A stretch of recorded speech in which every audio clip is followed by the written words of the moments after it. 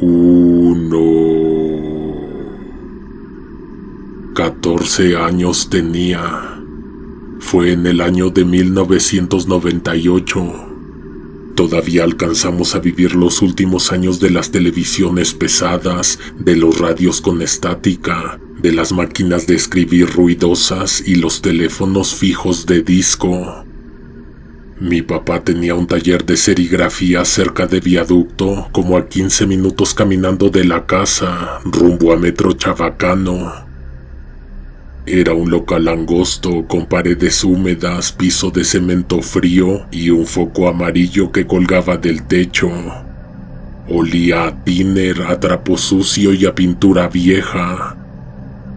Las mesas eran de madera pesada, las mismas desde que empezó el negocio, y siempre había algo escurriendo o secándose. A veces el ventilador giraba con un chirrido que parecía lamento. Ese ruido se te quedaba en el oído cuando salías. Creo que esto fue lo que le heredé a mi papá. Ser de los que trabajan mejor cuando el resto del mundo ya se fue a dormir. Él tenía su ritmo, imprimía toda la madrugada. A veces lo acompañaba viernes o sábado cuando no tenía que pararme temprano para la escuela.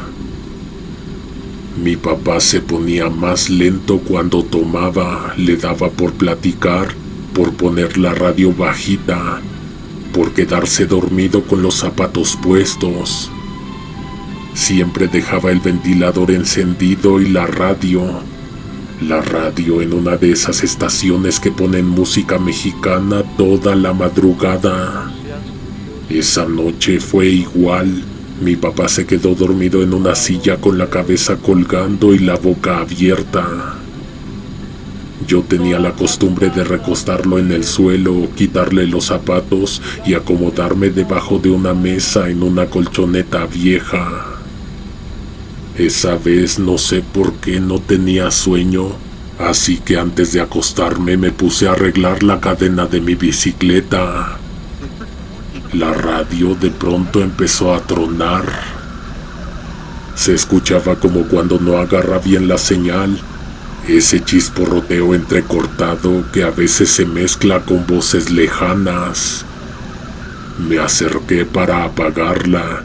Nunca me gustó la música que ponía mi papá. El aparato era cuadrado, blanco sucio, de esos que parecían hornos pequeños.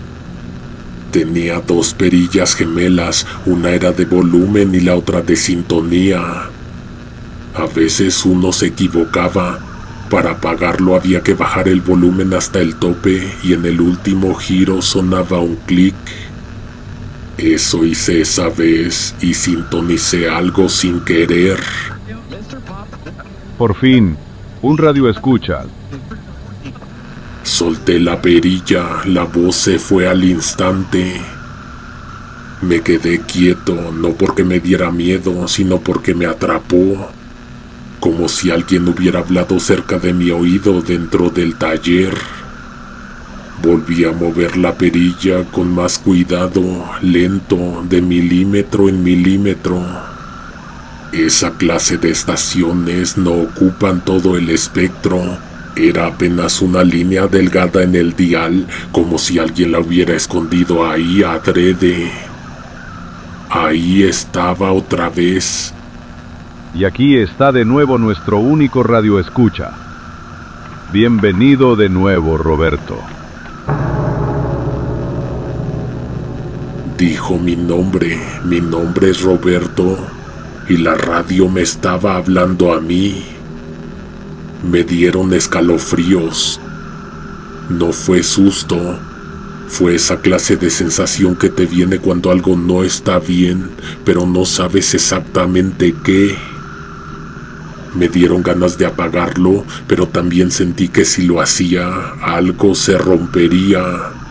Como si fuera de mala educación colgarle a alguien que te está hablando con tanta claridad. Volteé a ver a mi papá, roncaba durísimo con los ojos entreabiertos. Restando el ventilador, el resto del taller estaba callado, pero no en paz, se sentía pesado.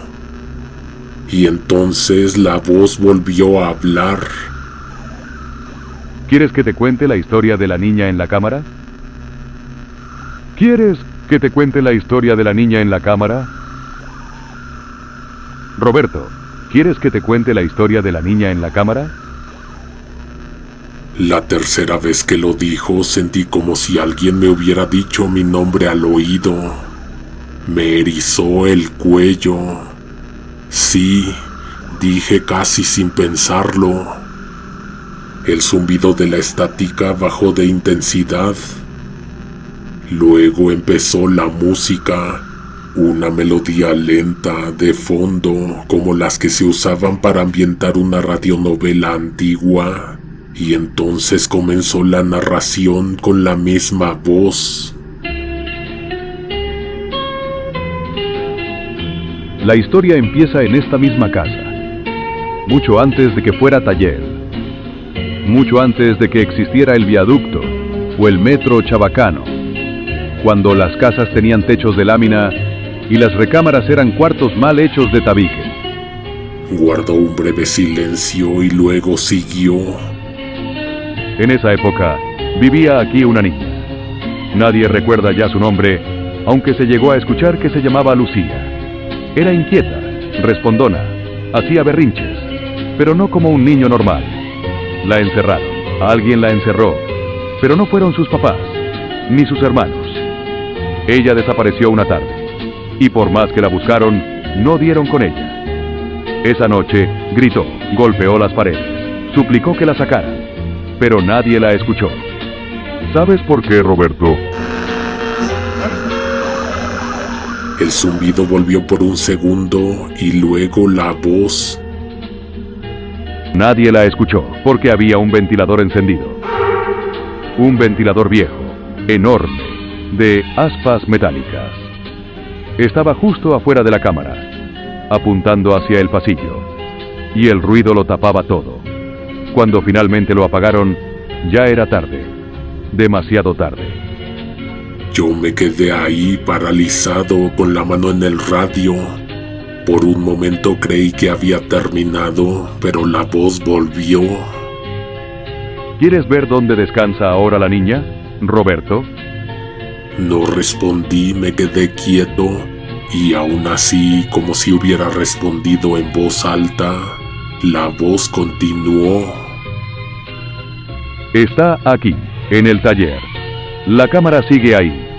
Hay una puerta, pero está oculta. Mueve el mueble. Hay una tabla clavada al muro. Tiene una bisagra oculta. Usa una espátula. Empújala desde abajo. Mi garganta se secó, me giré lentamente. En la esquina del taller, a donde rara vez me acercaba, estaba el estante que mencionó el radio. La voz ya no hablaba, solo sonaba esa música de fondo inquietante. Me levanté, fui hacia allá, saqué el estante con esfuerzo. Detrás estaba la tabla, vieja, con clavos oxidados a medio salir. Era verdad, abajo tenía una ranura. Metí una espátula entre la madera y la pared, y la puerta se abrió. Un aire tibio, como si hubiera estado atrapado por años, me sopló en la cara. Adentro no había luz, solo la oscuridad espesa de algo que no debía ser abierto. Entonces la radio volvió a sonar desde el otro lado del taller. Ella sigue ahí, Roberto, esperando que alguien la mire. Solo tienes que entrar. Casi me voy de espaldas. Sí había una niña, o bueno, algo. Sentada en una sillita de madera cubierta de polvo y telarañas, estaba una muñeca. Una muñeca vieja con la cabeza ladeada y el cabello enredado, tan sucia que apenas si se le notaban los ojos. El vestido, rosa desteñido, parecía haber sido cosido a mano hace muchos años. La cámara era como una recámara diminuta. Las paredes estaban pintadas de rosa, aunque descarapeladas por la humedad. Tenía un pequeño tocador con espejo roto y sobre las repisas, alineadas con precisión, unas 10 muñecas más, muñecas Barbie. Cerré la puerta sin hacer ruido, no supe qué hacer con eso. No entendía por qué estaba ahí, ni quién la había montado como si fuera un diorama o una escenografía teatral. No entendía por qué la voz de la radio me había mandado hasta allá abajo, o por qué sabía que iba a encontrar eso. Entonces me acordé del ventilador, ese ventilador viejo que chillaba cuando giraba, el que mencionó la voz. Fui y lo apagué. En cuanto lo hice, mi papá se despertó de golpe, medio desorientado, se incorporó y me preguntó con la voz ronca: ¿por qué lo apagaste? Le dije que no hacía calor, que ya no tenía sentido tenerlo prendido.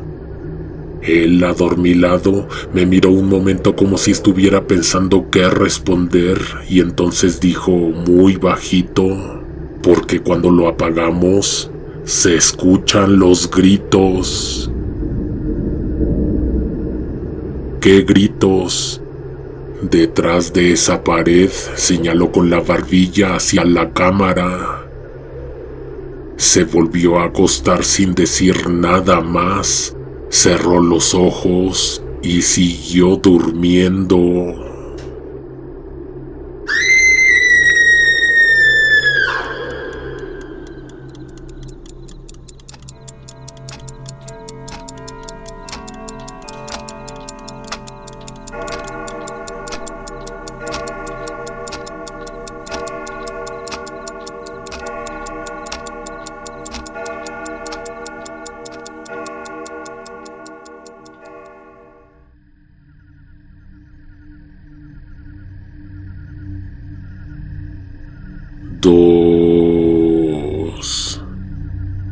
Martín era un amigo de mis tíos, se conocían desde la secundaria.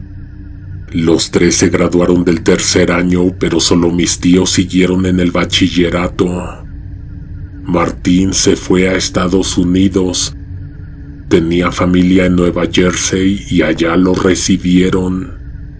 Eso fue en el 96. Allá consiguió empleo en un Best Buy, una tienda enorme de electrónicos con pasillos de estéreos, videocaseteras, bocinas, monitores y cámaras. Lo suyo siempre fueron los aparatos. Tenía una memoria impresionante para entender circuitos, soldaduras y frecuencias. Era de esos que podía abrir una televisión, sacar cada pieza, identificar qué fallaba y volverla a cerrar como nueva. En la tienda hacía soporte técnico y en su tiempo libre reparaba cosas por su cuenta. Anunciaba sus servicios en Craigslist, aunque no tenía un taller físico y trabajaba en su departamento. Hablaba seguido con mis tíos, les contaba que le iba bien, que allá se podía vivir sin tanta presión, que deberían animarse a cruzar. Allá sobraba trabajo para los que sabían hacer bien las cosas. Una noche, cerca de las 12, Martín estaba solo en casa con una impresora abierta sobre su mesa. Le cambiaba el motor de arrastre a una Epson vieja. Era su último pendiente antes de acostarse a dormir. Entonces se prendió la televisión. Dijo que era una que había reparado días antes, una de esas grandes, cuadradas, marca RCA. La había dejado conectada porque no encontraba una falla que aparecía al azar. Pensó que tal vez con el tiempo se manifestaría. Le sorprendió que se encendiera sola, sin sonido, solo con la pantalla llena de estática. Fue por el control remoto, pero no lo encontró por ningún lado. Tampoco quiso mover el mueble donde estaba conectada, porque encima tenía otros equipos. Pensó que mejor acababa con la impresora y luego arrancaría de un tirón la clavija de la pared. La estática en la pantalla se disolvió, como si alguien le estuviera cambiando el canal desde otro lugar. Apareció un set en colores pastel, un fondo liso muy iluminado, una estética parecida a la de los infomerciales noventeros, como los que vendían cuchillos o limpiadores milagrosos. En medio del set había un hombre de pie, completamente inmóvil, mirando hacia la cámara. Impecablemente peinado, sin decir una palabra. Martín se quedó mirando.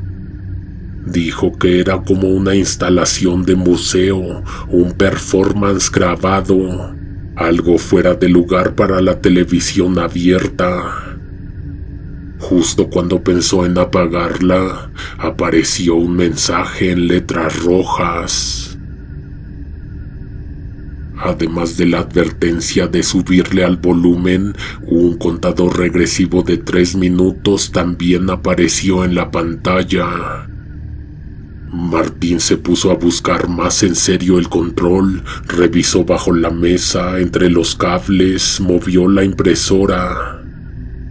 Cuando por fin lo encontró, el contador marcaba 30 segundos. Se suponía que empezaría cuando llegara a 0, así que le subió el volumen y esperó.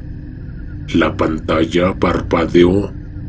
El mensaje desapareció justo cuando el cronómetro llegó a 0. Y entonces empezó el video. Era un material viejo, grabado en cinta. Se notaban las líneas horizontales del tracking, el color tenue, el sonido granuloso. Hablaba un narrador en inglés, pero lo extraño es que también había subtítulos en español y en francés. El título aparecía como una diapositiva.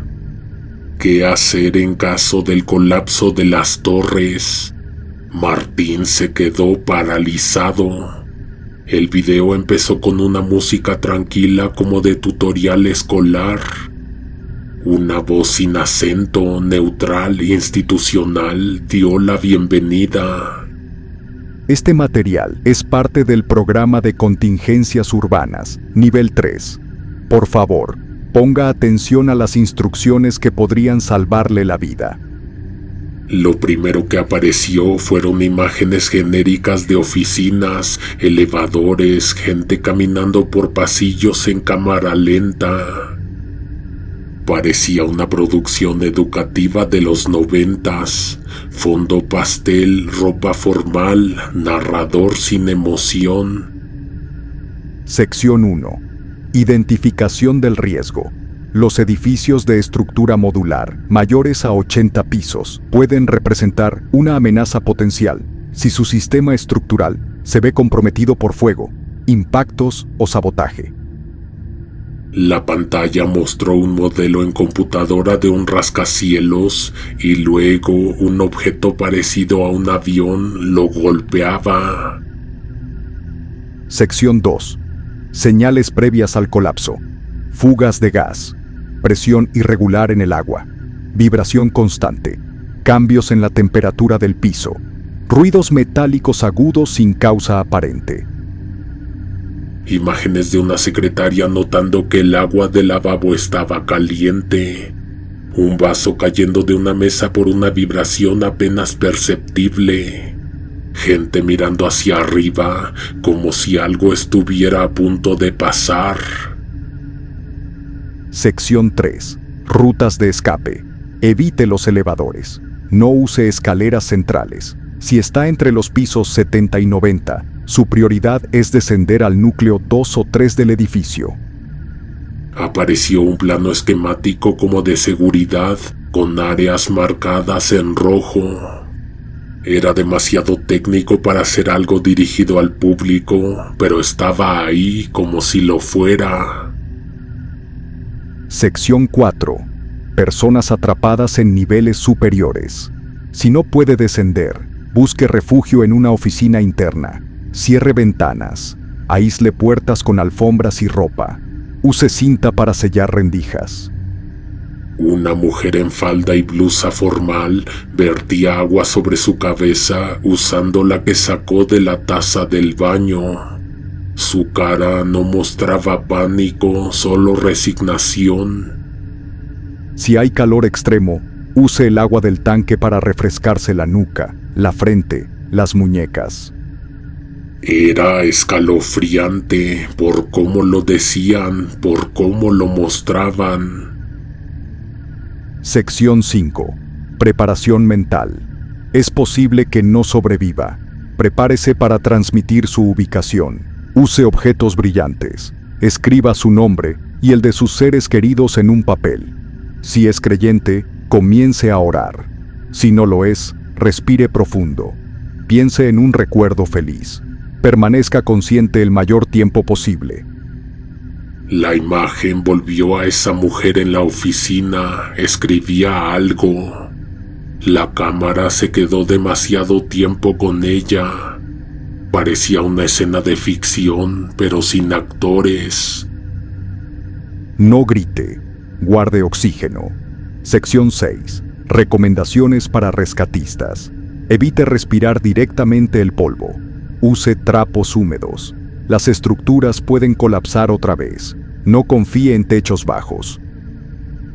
Si encuentra cuerpos, verifique pulso antes de moverlos. Si escucha voces, no responda de inmediato. A veces, no es una persona. Al final, un mensaje en letras rojas. Este material es confidencial. No debe ser distribuido sin autorización oficial.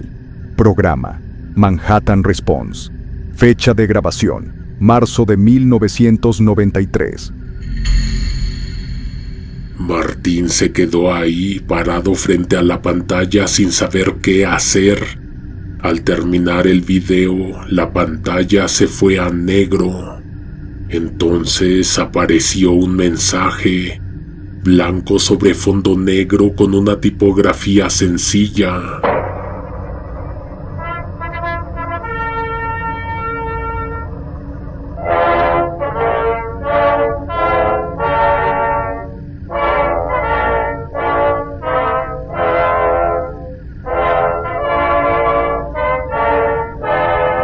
Se escuchaba de fondo una grabación instrumental del himno de los Estados Unidos, sonando apenas como si viniera desde otra habitación. Si usted labora cerca de las siguientes zonas, considere permanecer en casa hasta nuevo aviso: Battery Park, Wall Street, Fulton Street, Liberty Avenue, UFR 091101. Presente este código como justificación en su centro de trabajo. Martín lo leyó en voz alta. Él no trabajaba en las torres, pero tenía una capacitación en Liberty Avenue, a media calle de World Trade Center. Estaba programada para el día siguiente a las 9 de la mañana. El video se cortó de golpe.